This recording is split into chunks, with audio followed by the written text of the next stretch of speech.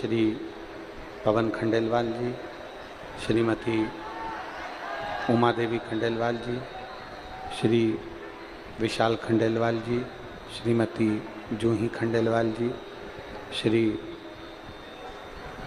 खोमलाल साहू जी, श्रीमती दुलारी साहू जी, श्री मोनू साहू जी, श्रीमती संगीता साहू जी, श्री सागर खंडेलवाल जी, श्रीमती चेतना खंडेलवाल जी, सहयोगी श्री बसंत अग्रवाल जी। एक बार सभी यजमान परिवार के लिए जोरदार ताली बजाकर साधुवाद, वंदन, अभिनंदन। कथा मंडप में विराजमान सभी अतिथिगण, जिन्होंने इस पवित्र शिव महापुराण की साक्षी करी है,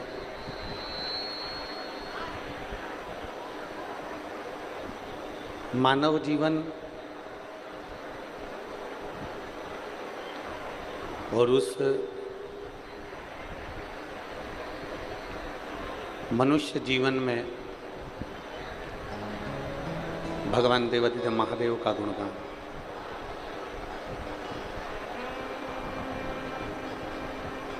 ये बड़ा कठिन है। हमने पहले भी कथा में कहा है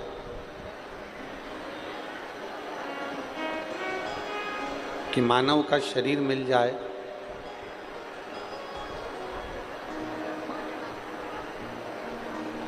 और मानव का शरीर मिलकर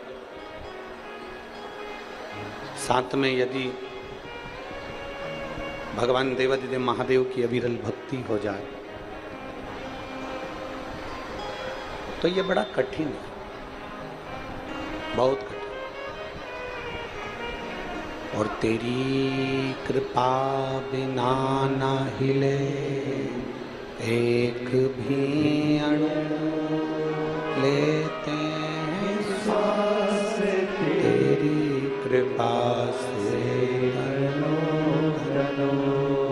बखान क्या करूं मैं राखों के ढेका, चपटी भगोत में है खजाना पूरे, गंगाधार मुक्ति द्वार ओमकार तू, भोले ओमकार तू, आयु शरण शंभो तू। भगवान देवाधिदेव महादेव की कथा कहती है,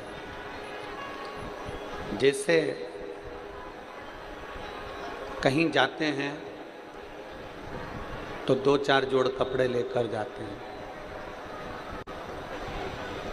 शादी में गए, विवाह में गए या कहीं कोई आयोजन में, कोई फंक्शन में हम जाते हैं तो 4 जोड़ कपड़े लेकर जाते हैं। बोलो, जाते हो कि नहीं जाते हो? जम के तो बोलो, जाते हो ना? 2 या 4 जोड़ कपड़े अपने साथ में रख लेते हो बैग में और चले जाते हो। कपड़े कौन से रखते हो? अगर हम शादी में जा रहे हैं, कोई फंक्शन में जा रहे हैं, कोई रिसेप्शन में जा रहे हैं या कहीं पर भी हम जा रहे हैं तो हम 2-4 जोड़ कपड़े रख कर ले जाते हैं जो अपने ऊपर ठीक लगे। हम वो कपड़ा लेकर जा रहे हैं जो अपने को ठीक लगे, जो अपने को श्रेष्ठ लगे।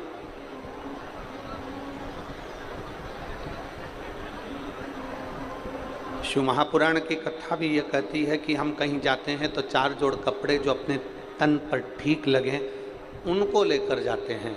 उसी तरह शिव महापुराण की कथा कहती है कि अपनी पूरी जिंदगी में, अपने पूरे जीवन में कोई 4 लोगों का संग ऐसा कर लो जो आपका मार्गदर्शन करते रहें और आपकी जिंदगी को ठीक चलाते रहें।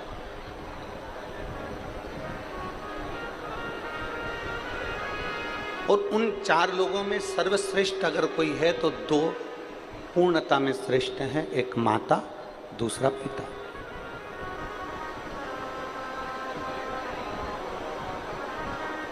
अगर माता पिता का मार्गदर्शन हमारी जिंदगी में है,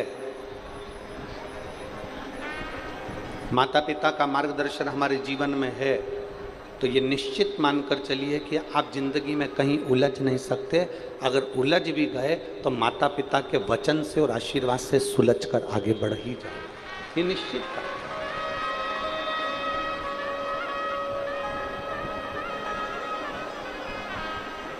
एक मनुष्य का,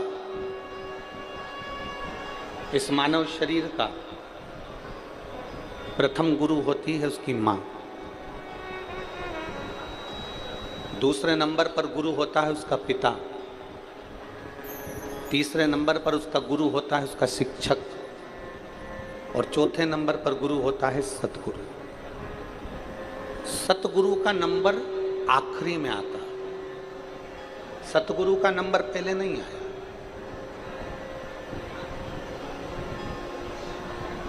जिस गुरु से आप गुरु मंत्र लेते हो उस गुरु का नंबर चौथे नंबर पर है, आखिरी, उसका पहला नंबर नहीं। सबसे पहला नंबर अगर किसी गुरु का आता है तो वो हमारी माँ का आता है, माता का आता है। पहला गुरु कौन है? जम के बोलो, माँ। दूसरा गुरु कौन है? आवाज नहीं आ रही, जम के बोलो, पिता। तीसरा गुरु कौन है? शिक्षक, जिसने तुम्हें पढ़ाया, जिसने तुम्हें विद्याध्ययन कराया, तुम्हारी बुद्धि का विकास करा। तीसरे नंबर का गुरु है शिक्षक, और चौथे नंबर पर जो गुरु आता है वो होता है सतगुरु, आखिरी है। पर अभी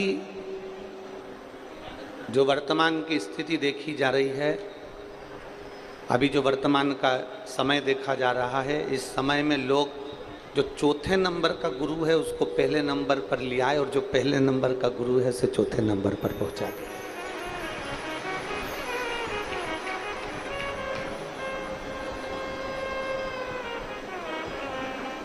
पर यह श्रेष्ठता नहीं है, इसको श्रेष्ठता नहीं है।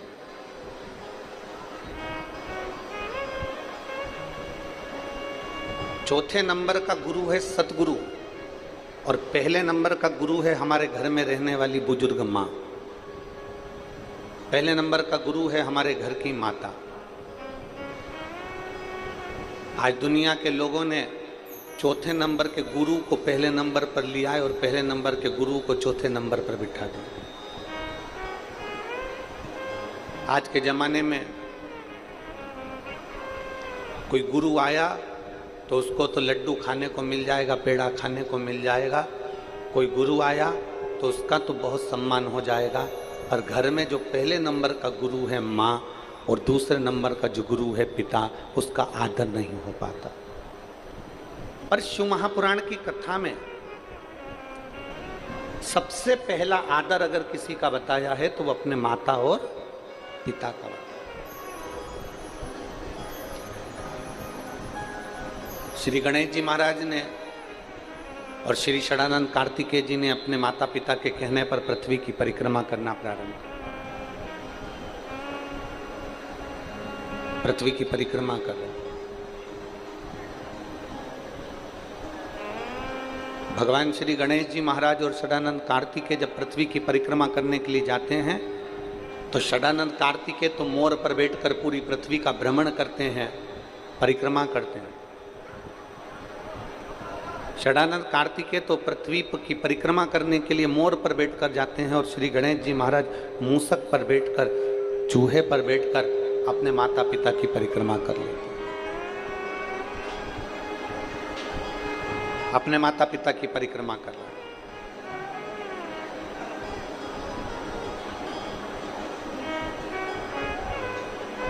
अब माता पिता की परिक्रमा कर रहे हैं मतलब माता पिता का आदर कर रहे हैं, मतलब माता पिता का सम्मान कर रहे हैं, माता पिता को आदर प्रदान कर रहे हैं।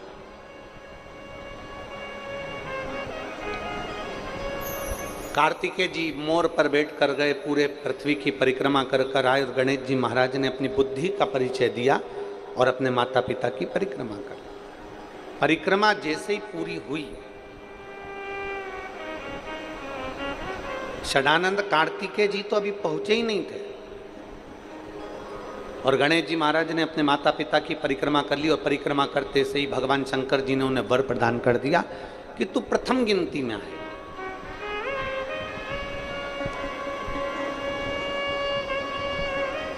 सारे देवताओं में तू प्रथम पूजा जाएगा, तेरी गणना प्रथम गिनती में करी जाएगी, तुझे प्रथम गिनती में गिना जाएगा, सब दूर तेरी प्रथम गिनती में तुझे आदर दिया जाएगा, सम्मान दिया जाएगा, सत्कार दिया जाएगा और तू गणों का अध्यक्ष हो गया और तेरा नाम गणेश हो गया। अब जैसे ही श्री गणेश जी महाराज को वर प्राप्त हुआ, इतनी देर में षडानंद कार्तिकेय जी का आगमन हुआ और षडानंद कार्तिकेय जी का आगमन हुआ और षडानंद कार्तिकेय जी ने देखा कि मेरे भाई श्री गणेश जी महाराज को, जो मुझसे छोटा है, वो गणेश जी को प्रथम गिनती का वर दे दिया गया। प्रथम गिनती का वर उसको दे दिया गया। अब कार्तिकेय जी पृथ्वी की परिक्रमा कर कर जैसे ही आए, आते से ही अपनी मां के हृदय से लगकर रोने लगे। जरा शिव महापुराण का ये चरित्र अपनी जिंदगी में उतारिएगा। कई लोगों के मन में एक प्रश्न आता है कि शंकर जी की पूरी परिक्रमा क्यों नहीं होती, भगवान देवादिदेव महादेव की परिक्रमा क्यों नहीं लगाई जाती,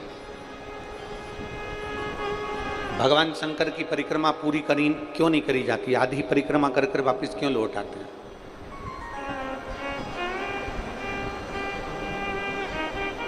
कारण क्या है, तो इसको समझना जरूरी है। षडानंद कार्तिकेय जी ने माता के हृदय से गले लगकर षडानंद कार्तिकेय जी रो पड़े, आंखों में से आंसू बह रहा, नैनों में से जल झलक रहा तो रो रहे। मां ने पूछा, कार्तिकेय तू रो क्यों रहा है, तेरे रोने का कारण क्या है, तू रो क्यों रहा है, तेरी आंख में आंसू क्यों है, तेरे रोने का कारण क्या है। षडानंद कार्तिकेय जी ने कहा, मां, माता पिता ने मुझसे कहा था कि पृथ्वी की परिक्रमा कर कर आओ, तो मैं पृथ्वी की परिक्रमा करने के लिए गया। माता पिता ने मुझसे कहा कि तुम पृथ्वी की परिक्रमा करने जाओ, तो मैं पृथ्वी की परिक्रमा करने गया। गणेश जी ने बुद्धि का परिचय दिया और आप दोनों को प्रसन्न कर कर, आप दोनों की परिक्रमा कर कर आपसे वर प्राप्त कर लिया। मां, सत्य बताना, माता पिता ने ये नहीं कहा कि हमारी परिक्रमा करो, माता पिता ने तो पृथ्वी की परिक्रमा का कहा था, तो मैं पृथ्वी की परिक्रमा करने गया। गणेश जी महाराज ने पूरे ब्रह्मांड को अपने माता पिता में देखा, पूरे ब्रह्मांड को गणेश जी महाराज ने अपने माता पिता में देखा, इसलिए उन्होंने परिक्रमा कर ली। कार्तिकेय को रोता हुआ देखकर मां पार्वती जी के भी आंखों में जल झलक गया। षडानंद कार्तिकेय जी को रोता हुआ देखकर माता पार्वती जी की भी आंख में से आंसू बहने लगे और मां जगत जननी जगदम्बा उठकर खड़ी हो गई। माता पार्वती जी उठकर खड़ी हो गई और पार्वती जी जैसे उठ के खड़ी हुई और खड़े होते से उन्होंने देवादिदेव महादेव से कहा कि आपका यह निर्णय श्रेष्ठ नहीं लगा। पीछे की आवाज खोलिए, उधर साइड के पीछे की।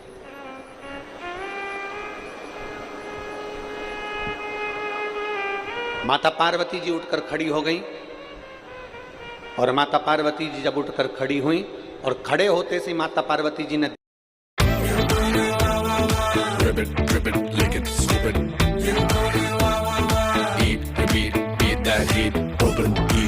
on the beat, गर्मी को करो बिंदास defeat, just beat that heat, बोले बात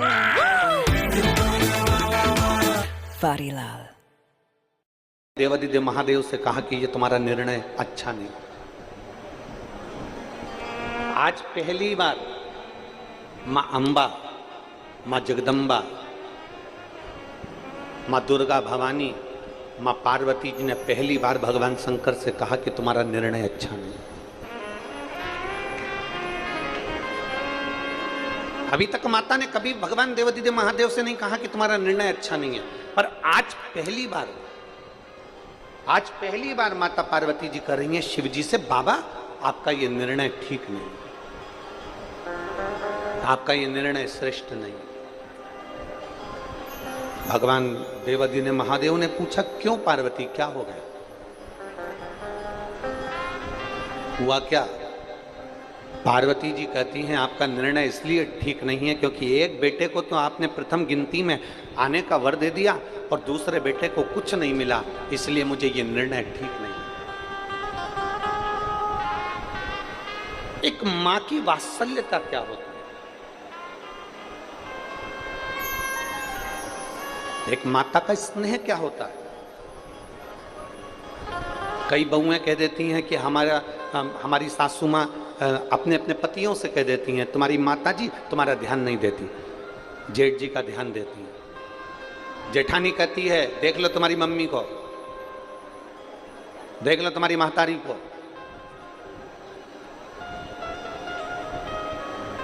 तुम्हारी माँ तुम्हारे छोटे भाई का ध्यान देती है।